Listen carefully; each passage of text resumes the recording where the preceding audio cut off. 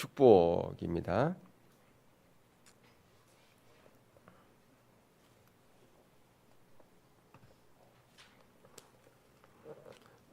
준이는 얘들은 차집사님이 보라고 그러고도 준비해가지고 와.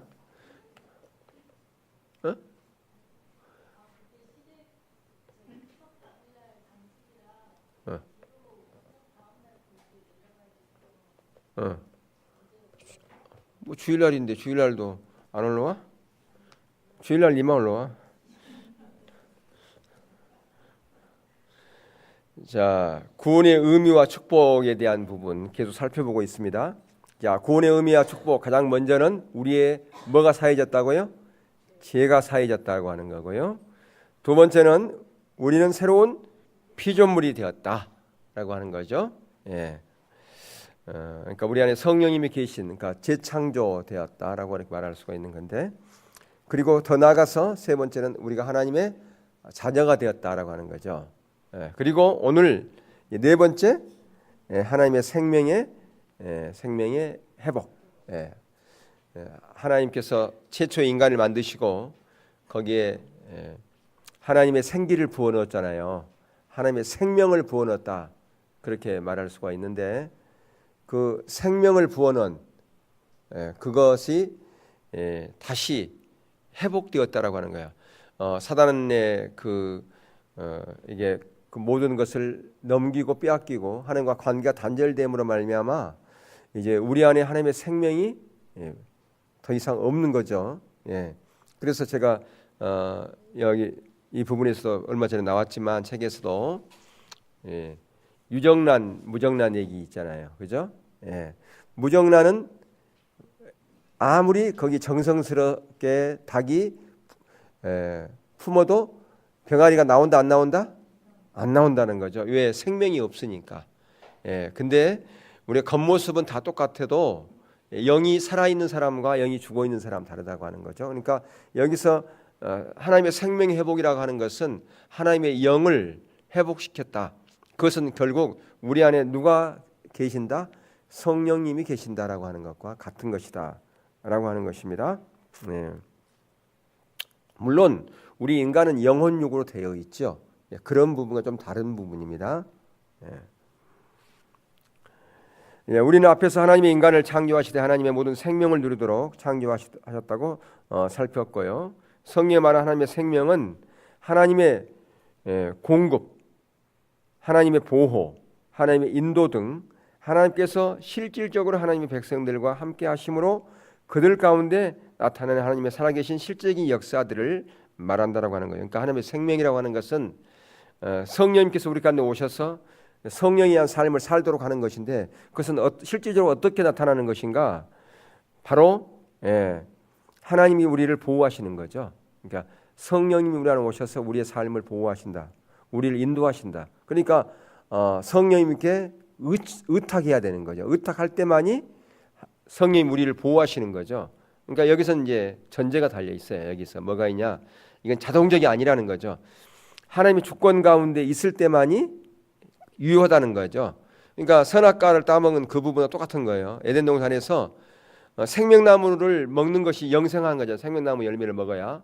근데 그것은 자동적이 아니다는 거죠. 하나님 주권 가운데 있을 때만이 하나님의 생명나무 열매를 먹고 영생할 수 있지, 선악과를 따먹어 버리면 생명나무 열매 먹을 수 있어요, 없어요? 못 먹은 거죠. 다시 말하면 하나님 중심적인 삶을 살 때만이 가능하지, 자기 중심적인 삶을 여전히 살면서도 하나님의 생명나무 열매를 먹을 수 있다 없다? 못 먹는다 그 말이죠. 그러니까 여기서도 마찬가지죠. 하나님이 공급, 하나님의 보호, 하나님의 인도, 이것도 하나님의 주권 가운데서, 다시 말하면 자기 중심적인 것을 내려놓고 철저하게 하나님 중심적인 삶을 살 때 이게 성령님께서 우리 안에서 역사하신다 그 말이에요. 그러니까 성령님은 인격적인 분이기 때문에 그래요. 우리를 로봇으로 만들지 않았기 때문에 그래요. 우리 스스로 선택하게 한다 그 말이에요. 내가 내 자원을 가지고 내 길을 살아가면 성령님은 터치하지 않아요. 내가 우리 하나의 인격이기 때문에, 우리가 로봇가 아니기 때문에 우리 스스로 선택할 수 있도록 그냥 놔둬요. 그렇지만 하나님 내 힘으로는 안 되고 내 능력으로는 안 되기 때문에 주님의 은혜가 필요합니다. 성령님의 도우심이 필요합니다라고 내 것을 내려놓고 성령님을 의지할 때 그분께서 하신다 그 말이에요. 여기서 얘기하는 것은 그게 전제된 것을 얘기하는 겁니다. 예. 그러니까 하나님과 실질적인 삶, 그러니까 교제 그리고 역사 이 모든 것이 다 그렇게 이루어지는 것이다. 이렇게 말할 수가 있어요. 자동적이지 않다 그 말이에요. 하나님의 구원받은 하나님 자녀들은 그냥 자동적으로 하나님께서 나를 보호하고 인도하고 그렇게 하신 것이 결코 아니다. 그걸 우리가 아셔야 된다 그 말이죠. 예. 그래서 다시 말해서 그것은 하나님께서 하나님의 백성들을 그러니까 이 전제하면 우리가 그 거짓 신앙 체계, 율법주의, 기복주의, 인본주의, 거짓 신앙 체계는 이것이 아닌 철저하게 내 자원과 내 방법과 나의 목적을 위해서 신앙생활을 하게 하는 것이 거짓 신앙 체계라고 그렇게 말씀드렸잖아요. 그러니까 사단은 계속해서 우리가 하나님 중심적인 삶을 살지 못하도록 방해하는 거예요. 왜? 그 안에 삶이 하나님의 필요하심, 우리의 필요 공급이라든가 인도하심과 하나님과 실적인 경험하는 그런 삶을 살아가는 것, 그것을 방해하는 자가 누군 사단이라 그 말이에요. 그것은 다른 게 아니고 이 거짓 신앙 체계의 그런 신앙생활을 하게 함으로 그걸 방해하는 거라고 말이죠. 그래서 오늘날 우리가 똑같이 교회를 나오지만 이런 거짓 신앙 체계에 빠져 있으면 이런 하나님의 생명을 공급받지 못하고 하나님의 보호와 인도하심을 경험하지 못한다라고 하는 거죠. 인간은 하나님 중심적인 삶을 버리고 자기 중심적인 삶을 선택함으로 다시 말해서 하나님께 범죄하고 하나님을 버림으로써 모든 하나님 생명을 빼앗겼습니다. 그러니까 이제 이것은 처음 인간이 그랬는데 오늘날도 마찬가지로 우리가 그럴 수 있다 그 말이죠. 오늘 똑같이 그렇다는 거죠. 그게 계속해서 이어지고 있다. 그게 성경에서 계속 얘기하고 있어요. 그게 이제 구약 시대뿐 아니라 예수님 시대뿐 아니라 언제도 그랬어요. 지금 사도 바울이 갈라디아 교회라든가 뭐 이런 교회에 계속 얘기하는 얘기가 바로 그 얘기죠. 그런데 하나님은 하나님을 떠난 인간을 하나님께 돌이키셔서 그들로 하여금 하나님의 생명 가운데 살아가도록 하나님은 하나님을 위한 한 백성을 세웠어요. 그러니까 이제 하나님께서 첫 번째 아담과 하와를 통해서 하나님의 의도 목적을 이루려고 했는데 그게 실패하니까 그 다음에 이제 하신 계획이 뭐냐면 한 백성을 세웠어요. 아브라함을 통해서 한 백성을 세웠는데 그게 뭐예요? 이스라엘이라 그 말이에요. 이스라엘을. 근데 이제 거기 보면 하나님은 그들을 위해 하나님의 생명을 부분적으로 회복시켰어요. 그러니까 하나님의 생명을 회복시켰어요. 그건 뭐냐? 바로 다윗 시대에 보면 다윗이 하나님 중심적인 삶을 살 때에 하나님께서 그들과 함께 했잖아요. 이스라엘과 함께 했지 않습니까? 놀랍게 역사했다 그 말이에요. 그게 바로 회복한 거죠. 그것뿐 아니라 또 가나안을 정복할 때 어떻습니까? 가나안을 정복할 때 여호수아가 정말 하나님 중심적으로 그렇게 했을 때 하나님께서 놀라운 승리를 가져오고 그 일들을 이뤘던 것을 볼 수 있어요. 그러니까 그게 부분적이잖아요. 다는 아니잖아요. 그런데 금세 또 사사시대로 가버리잖아요. 그러니까 이런 일들이 계속 반복되어졌는데 그 하나님의 역사는 아주 부분적이었어요. 이스라엘에 보면.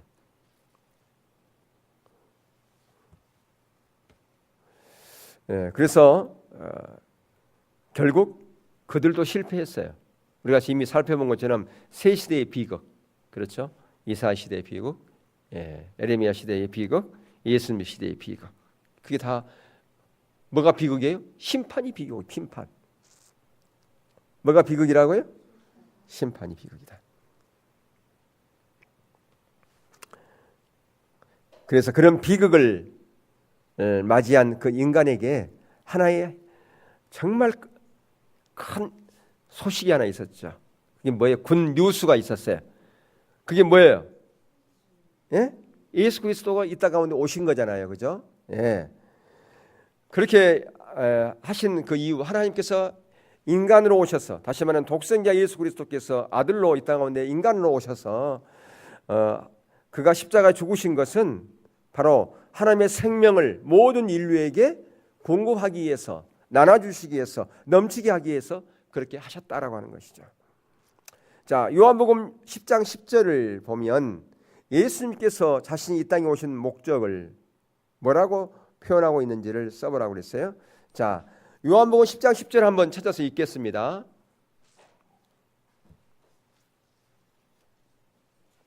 자, 우리 한 목소리로 요한복음 10장 10절을 읽겠어요. 찾으세요.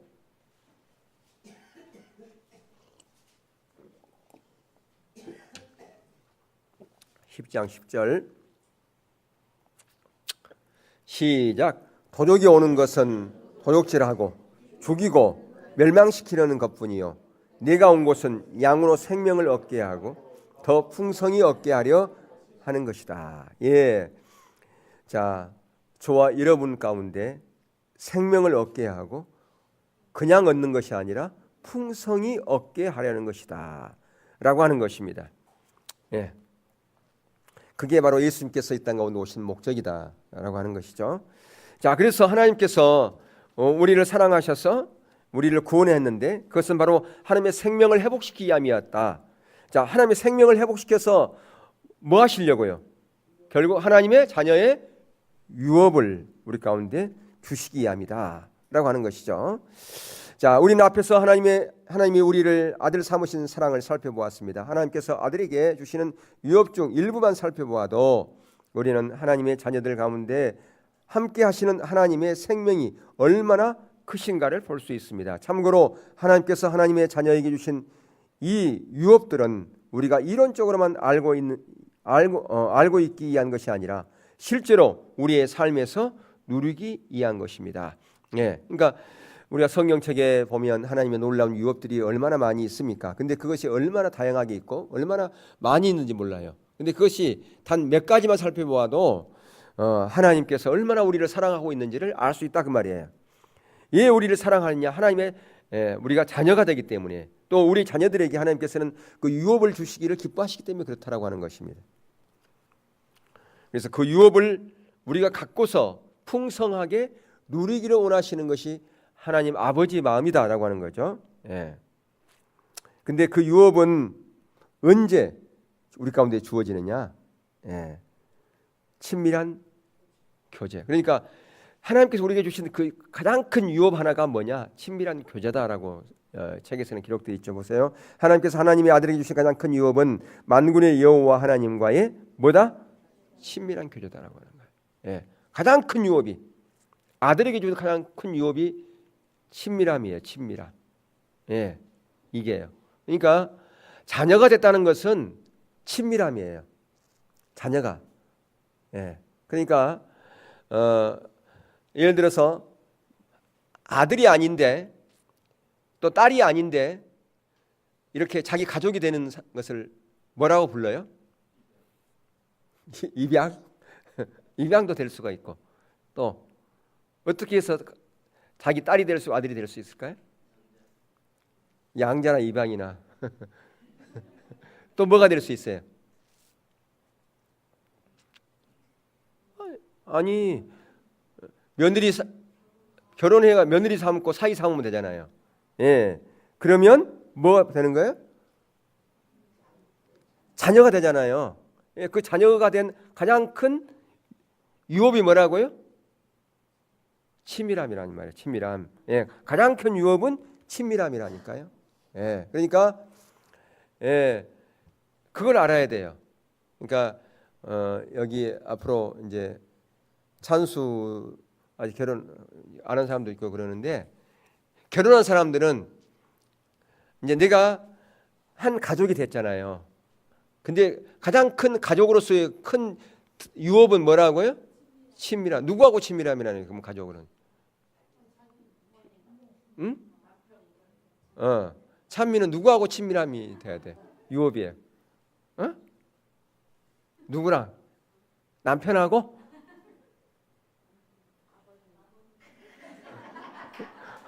부모님하고 친밀함. 그게 가장 큰 유업이라 그 말이야. 그게. 응? 그게 안 되면 꽝이야. 그 친밀함을 회피하려고 자꾸 하면 안 된다 그 말이에요. 어떻게 하면 친밀함 가운데 있을까? 그것을 어떻게 하면 친밀함을 만들어 볼까? 그걸 고민해야 된다 그 말이에요. 그게 가장 유업이니까. 하나님께 마찬가지예요. 우리를 자녀 삼으신 가장 큰 유업이 뭐예요? 친밀함이라 그 말이에요. 그거 하려고 우리를 아들 삼았다 그 말이에요. 자녀 삼았다 그 말이에요. 그러니까 그 큰 유업을 우리가 누리려면 하나님과 계속 친밀함 가운데 있어야 된다라고 하는 거예요. 아멘. 그러니까 자녀 되는 것도 마찬가지입니다. 며느리로 들어오든 사이로 들어오든 그것이 돼야 된다 그 말이에요. 응? 그걸 만들어야 돼 그런 걸. 그러니까 이제 멀리 떨어져 있을 때는 전화도 하고 찾아뵙고 선물도 하고 그래야 된다 그 말이에요. 그죠?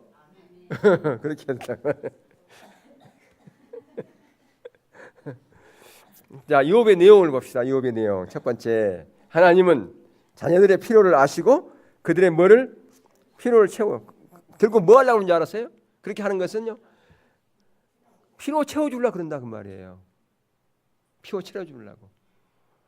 부모가 그렇게 해가지고 자식들 등골 빼먹으려고 그러는 거예요? 아니라 그 말이에요. 부모는 그런 걸 통해서 더 사랑을 주고 필요를 채워주려고 하는. 예. 그래서 누가복음 12장 6절 7절에 의하면 하나님은 하나님의 자녀들의 형편과 처지와 필요를 얼마만큼 안다고 돼 있어요? 거기 보니까 자 누가복음 12장 6절 7절 한번 봅시다. 예. 참새 5시 앗살은 둘에 팔리는 것이 아니냐. 그러나 하나님 앞에는 그 하나라도 잊어버리신 바 되지 아니하는도다. 너희에게는 오히려 머리털까지도 다 세신 바 되었나니 두려워하지 말라. 너희는 많은 참새보다 귀하니라. 예, 우리의 머리털까지도 다 세신 바 되었다 그 말이에요. 예, 우리의 형편과 처지를 그만큼 상세하게 세밀하게 알고 계신다 그 말이에요. 왜 알고 계세요? 필요를 채워주려고 알고 계신다 그 말이죠. 예. 근데 그런 친밀함 가운데 있을 때에 그것이 우리 가운데 주어지는 거예요. 친밀함 가운데 없으면 안 주어진다 그 말이에요. 생명나무 열매를 따먹으라고 그랬지 그냥 가만히 있으면 생명나무 열매가 네 입으로 들어갈 것이다 그러지 않았어요.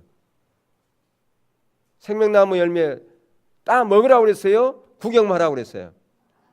따먹어야지. 우리가 따먹어야지. 뭘 통해서? 친밀한 교제를 통해서 생명나무 열매를 먹는 거예요. 그게 그냥 되어진 게 아니라 그 말이에요. 가만히 있어도 나에게 그런 모든 게 주어진 게 아니라는 거예요. 생명이 하나의 필요, 우리 필요가. 마태복음 6장 25절 이하에 보면 우리 잘 아는 것처럼 너희가 무엇을 먹을까 무엇을 마실까 염려하지 말라. 그것은 이방인들이 구하는 것이고 그래서 너희들은 먼저 그 나라와 그를 구하는 삶을 살라고 33절에서는 그렇게 말씀하고 있잖아요. 예. 그래서 그게 무슨 얘기냐? 이방인들은 입는 것, 먹는 것, 주거, 환경, 명예 등 세상 것들을 추구하고 살아가지만 그래서 그것을 추구할 뿐 아니라 그것을 구하다 그 말이에요. 구하지만 하나님과 친밀함 가운데서 있는 사람은 하나님의 의도를 알고 하나님의 목적을 알기 때문에 그런 거 절대 안 구한다는 거예요. 왜 우리가 그런 걸 구하느냐? 하나님과 친밀함 가운데 없기 때문에 그걸 구한다는 거예요.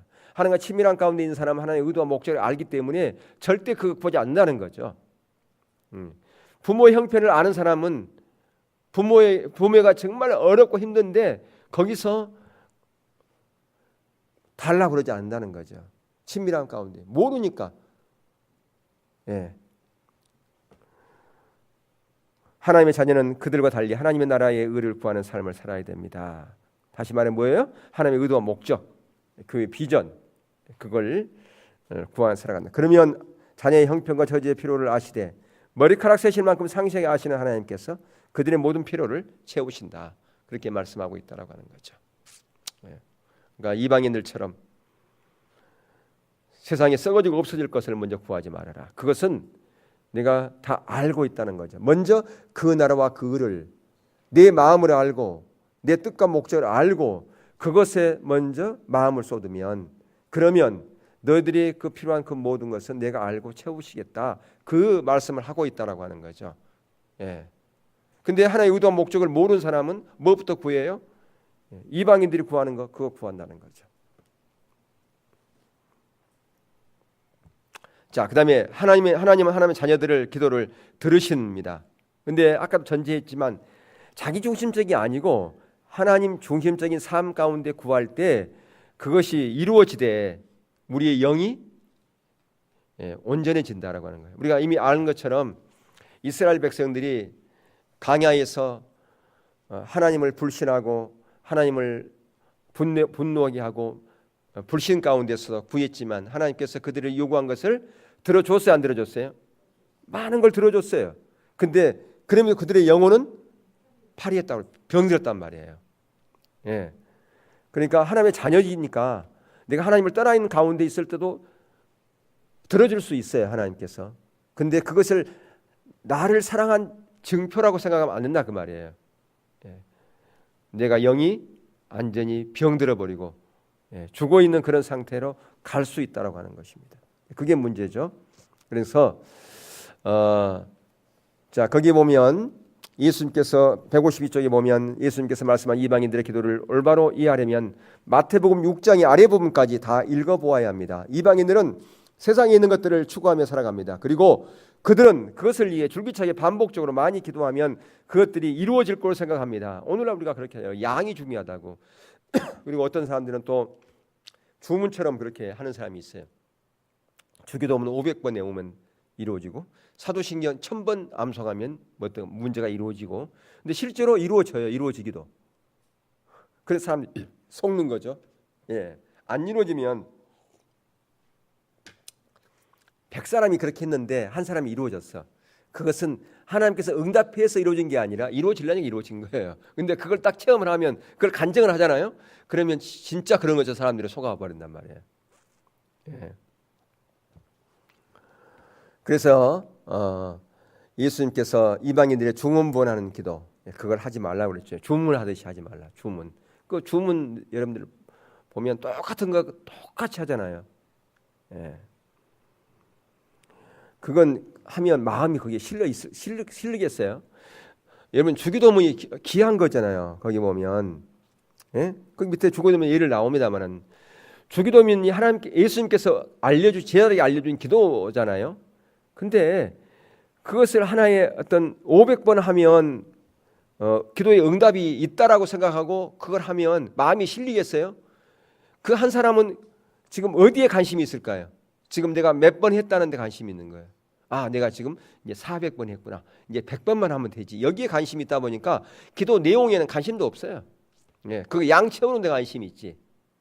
그러니까 주기도문 그 자체가 나쁘다는 얘기가 결코 아닙니다. 예. 자, 그래서 하나님의 백성은 하나님의 나라와 의를 추구하는 삶을 살아야 된다. 예. 그러니까 하나님 나라, 하나님의 의도와 목적. 그러니까 그 시대를 향한 하나님의 의도와 목적. 안나와 시몬처럼 누가복음 2장에서 그들은 안나와 시몬은 어땠어요? 그 시대를 향한 하나님의 의도와 목적을 분명히 알았기 때문에 메시아가 그 시대에 오기를 위해서 기도했지 않습니까? 예. 우리가 그래서 하나님의 부흥을 위해서 더 기도할 필요가 있어요. 이 시대에 하나님의 부흥이 오지 않으면 안 됩니다. 예. 절박하게 우리 나라 이민족 가운데 이 시대 가운데 하나님의 부흥을 보내달라고 우리가 그렇게 기도하는 것, 그게 바로 하나님의 나라와 의를 구하는 겁니다. 그리고 우리 교회를 통해서 하나님의 뜻이 온전히 이루어지고 열방 가운데 이루어지고 열방을 섬기는 그런 교회로서 부족함이 없도록, 그래서 거기에 더 많은 물질도 필요하고 더 많은 인재도 필요하고, 예, 일꾼도 필요합니다. 그걸 우리가 기도해야 된다 그 말입니다. 그래서 그러한 기도의 대표적인 예가 바로 뭐다?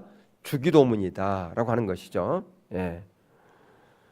예, 그래서 그 주기도문이 거기 밑에 보면 마태복음 6장 9절에서 13절. 예. 그러므로 너희는 이렇게 기도하라. 하늘에 계신 우리 아버지의 이름이 거룩히 여김을 받으시오며. 예. 나라가 임하시며, 예. 무슨 나라가? 하나님 나라가 이 땅 가운데 온전히 이루어지며. 그러니까 지금 하나님 나라가 이 땅 가운데 이루어졌어요? 안 이루어졌어요? 이루어졌잖아요 지금. 예, 안 이루어졌지. 근데 온전하게 이루어졌어요? 안 이루어졌어요? 온전하게는 안 이루어졌잖아요. 예, 계속해서 온전하게 이루어지기를 위해서 기도해야 돼요. 하나님 나라가 더 확장되기를, 하나님 나라가 더 온전해지기를, 그것을 위해서 기도해야 된단 말이에요. 그러면서 하나님 나라가 이 땅에 온전히 이루어지려면 뜻이 하늘에서 이룬 것처럼, 다시 말하면 하나님의 뜻이 이 땅 가운데 온전히 이루어져야 된다 그 말이에요. 예, 그것을 위해서 기도해야 된다. 하나님의 뜻이 이 땅 가운데서 온전하게 이루어 주시옵소서. 하늘에서 이루어진 것처럼 땅에서 하나님의 뜻이 온전하게 이루어 주옵소서. 그러면서 우리의 필요도 구하지 않습니까? 그렇죠? 예, 우리의 필요도 구하고 또 우리가 죄짓지 않게, 시험 들지 않게 악에서 우리 구하고. 예, 그래요. 우리는 이 육체가 연약하기 때문에 잘 넘어지니까, 잘 죄짓지으니까 그 악한 것에서, 시험 드는 것에서 우리를 구원해 달라고 그렇게 지금 구하는 거잖아요. 예. 그래서 하나님은 반드시 하나님의 백성의 이러한 기도를 받으신다라고 하는 겁니다. 자, 마태복음 7장 7절에 11절에 바로 이러한 전제 아래서 이런 마음으로 드리되 그럴 때 어떻게 합니까? 구하고 찾고 문을 두드리는 그런 게 해라 그 말이에요. 이런 마음의 자세를 가지고 구하라, 예, 두드리라, 찾으라 그러면 찾을 것이요, 두드리라 그러면 열릴 것이다. 예, 이 전제하에서 이게 되어지는 거예요. 무조건 막 구하면 구해지고 찾으면 찾아지고 두드리면 열린다. 그게 아니라는 거예요. 우리는 너무나 많은 게 이런 게 없이 무조건 막 기도 열심히 해서 막 때를 쓰고 막 하면 그게 열려지고 구해지고 찾게 되고 그런다라고 생각하는 사람이 많이 있어요. 그것을 뭐 금식해서 작정기도 하고 그러면, 예, 그러니까 이 전제가 전혀 잘못되어진 것이죠. 예.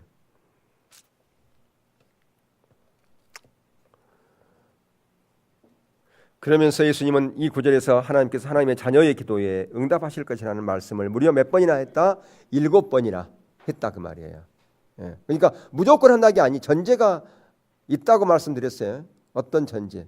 바로 하나님의 뜻이 이 땅 가운데 이루어지기를, 하나님 나라가 이 땅 가운데 이루어지기를, 하나님의 먼저 그 나라와 의를 구하는 그런 자리가 전제라 그 말이에요. 예. 다시 말하면 내 중심이 아닌 하나님의 중심, 하나님이 먼저 되어지는 그게 전제라고 말씀드렸어요. 예. 그만큼 예수님은 하나님께서 하나님의 자녀의 기도를 응답하실 것이라는 사실을 강조하고 있다. 그러니까 이런 모든 것도 전제 아래서 그렇다 그 말이에요. 근데 우리는 전제를 잊어버려요. 모든 것이. 얘기도 별로 안 하고. 더 나아가 예수님은 하나님과 세상의 아버지를 대조해서 그 점을 강조합니다. 여기서 악한 자는 세상에서 악한 아버지를 말하는 것이 아니라 세상에서 가장 좋은 아버지를 염두에 두고 말하는 거다. 세상에 가장 좋은 아버지도 하나님에 비하면, 하나님 아버지에 비하면 어떤 아버지다? 악한 아버지에 불과하다 그 말이에요. 세상에서 아무리 좋은 아버지도 하나님 아버지에 비하면 어떤 아버지라고요? 악한 아버지라 그 말이에요. 그걸 얘기하고 있어요 지금. 예. 그 얘기를 하는 것이지 지금 악한 아버지, 세상에서 악한 아버지 그 얘기 아니라는 거죠. 예.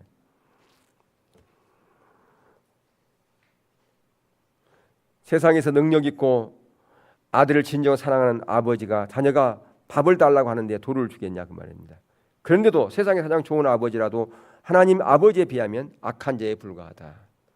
그만큼 하나님 아버지는 우리를 진정으로 사랑하시는 분입니다. 그렇다면 세상의 아버지도 자녀에게 좋은 것을 줄 줄 아는데 하물며 하나님 아버지께서 어떻게 그렇게 하겠냐 그 말이에요. 그러니까 거기서 세상에 악한 자라도 세상에 악한 아버지라도 아들에게 좋은 것 줄지, 그것은 뭐예요? 세상에 가장 좋은 아버지를 얘기하는 거예요. 예? 무슨 말인지 몰라요? 그러니까 지금 뭐 하는 사람들은 여기서 이 세상에서 가장 악한 아버지라도 이것을 보면 세상에서 아주 불량한 아버지를 얘기하는 줄 알아요. 그게 아니라니까요. 무슨 말인지 모르는 말이에요. 제가 전제했잖아요. 세상에 가장 좋은 아버지라도 하나님 아버지에 비하면 악한 아버지다 그 말이에요. 여기서 지금 얘기하는 그 얘기하고 있어요.